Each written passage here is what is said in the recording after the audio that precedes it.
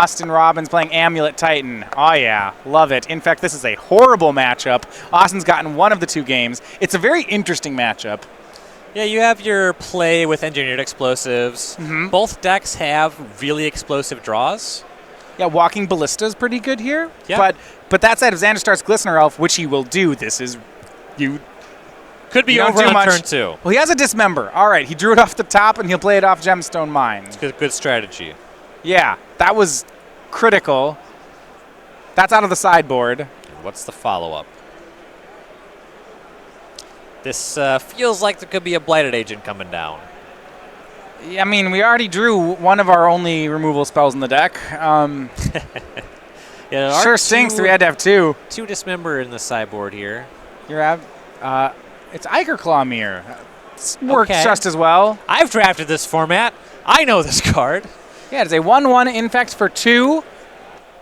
And when it is blocked, it gets +2/+2 until end of turn. So Amulet of Vigor for Austin. Submit Growth Chamber, untaps, bounces the Gemstone Mine, and then we'll pass back. No plays here. A Ballista on 1 would have been, I think, the best play he could have had. Be much to ask there. Could be some removal. Usually you've seen a Braid hanging out in the sideboard, and yeah, we have one here too. There's a sideboard Kozilek's Return. That one's a little bit expensive. Yeah, you can Stirrings into it, which is pretty nice. We're still early for that. You might have seen a Nature's Claim because of Inkmoth Nexus, and then just, or if he's seen these Mirror already. Yeah. Also, frequently you see a Spellskite out of the Infect deck. And now here's the big test. Zan's going to go for Rancor on the Mirror. If Austin has removal, he's going to cast it.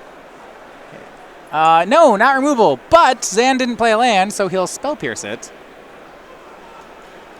Don't have a great look. I think Zan's on all spells, but it would feel real bad if there was a land. Yeah, 1 poison put onto Austin. And Zan doesn't have one. He'll pass back. Austin, he's doing pretty well for himself here. This is a more interaction than you'd normally expect out of Amulet. These are all sideboard cards. Yeah, there are 3 Spell Pierce, and those can have kind of a Time Walk effect in this matchup. So now the question is whether or not Austin's hand does anything proactive. He's replayed that Gemstone Mine. Yeah, no Asusa available.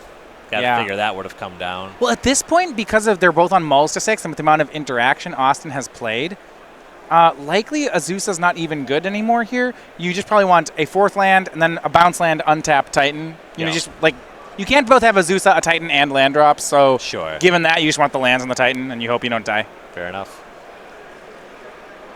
You are still, at the end of the day, a ramp deck. Or it's weirder than that. But, you know, you're trying to make a 6-drop. Right. Zan plays a 3rd land, cracks a Verdant Catacombs. Okay. I think he's going to try to Groundswell. This makes the Mirror 5/5. It works. 5 cards in the graveyard. Do we have a Become Immense? Another Groundswell will do it too. Yeah. Here's a Mutagenic Growth. 7/7 Mirror. Okay. It's draws like this that make the matchup miserable. And there's a Become Immense. Yeah, that growth that got us out of Dismember range. Now we're in very lethal territory, and that's going to do it. He had 2 points of interaction, and that's more than he bargained for. This is why it is a tough matchup. Yep. His hand on a 6-card hand, that was a very good 6. Right.